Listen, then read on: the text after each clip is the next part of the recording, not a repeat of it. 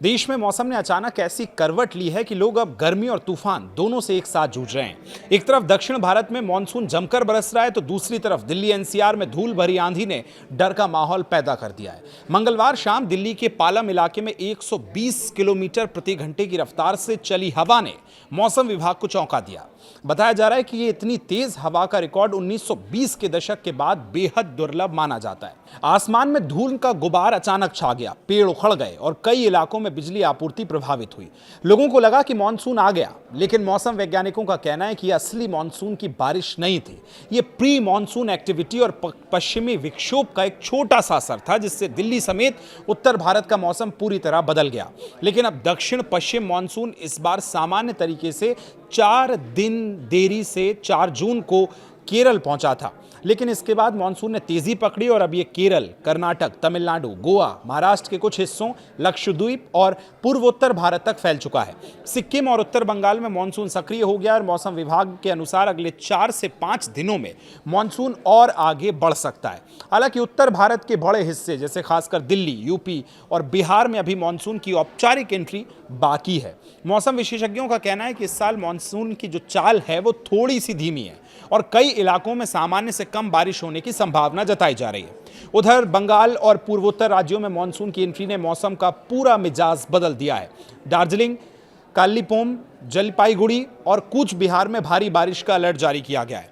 लगातार बारिश से पहाड़ी इलाकों में भूस्खलन का खतरा भी बढ़ गया है। मौसम विभाग का कहना है कि बंगाल की खाड़ी से लगातार नमी मिलने के कारण पूर्वोत्तर राज्यों में अगले कई दिनों तक तेज बारिश की संभावना है, जिसमें असम है, मेघालय है, सिक्किम है, जहां बादल पूरी तरह से सक्रिय नजर आ रहे हैं।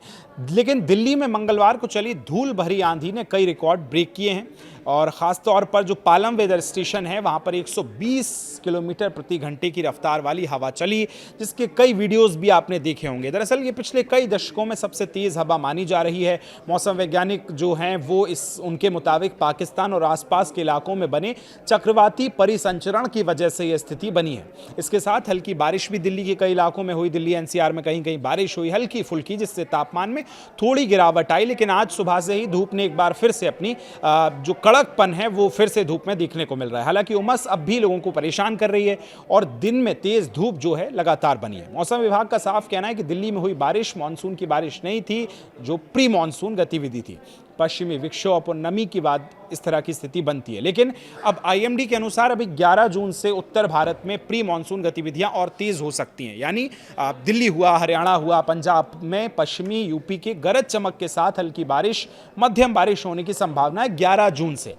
इन इलाकों में तेज हवाएं, बिजली गिरने का खतरा जताया जा रहा है और यूपी बिहार में लोग मानसून का बेसब्री से इंतजार कर रहे हैं, क्योंकि गर्मी अच्छी खासी बढ़ रही है। दोनों राज्यों में भीषण गर्मी और उमस से हाल बेहाल कर रखा है। मौसम विभाग के मुताबिक 11 जून के बाद पूर्वी यूपी और बिहार में प्री मानसून बारिश शुरू हो सकती है।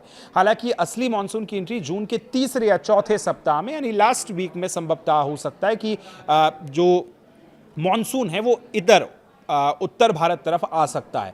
अगर बंगाल की खाड़ी से नमी तेजी से बढ़ी तो मानसून तय समय से थोड़ा पहले भी पहुंच सकता है। फिलहाल दोनों राज्यों में बादलों की आवाजाही और आंधी की गतिविधियां बढ़ने लगी हैं। उत्तर भारत में नया पश्चिमी विक्षोभ भी सक्रिय होने लगा है। इसका असर जम्मू कश्मीर, हिमाचल प्रदेश, उत्तराखंड में सबसे ज़्यादा जो है देखने को मिल रहा है।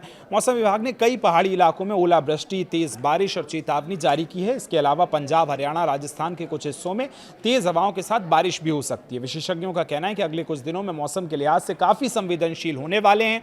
दिल्ली एनसीआर में मानसून की औपचारिक एंट्री जून के आखिरी सप्ताह में होने की संभावना है। तब तक लोगों को गर्मी, उमस और प्री मानसून तीनों का सामना करना पड़ सकता है। हालांकि अच्छी बात यह है कि आने वाले दिनों में तापमान में कुछ गिरावट दर्ज हो सकती है, यानी जो अभी दोपहर में कड़क धूप पड़ रही है उससे थोड़ा राहत मिल सकती है। मौसम विभाग ने लोगों को सतर्क रहने और आंधी तूफान के दौरान खुले स्थानों से दूर रहने की सलाह दी है।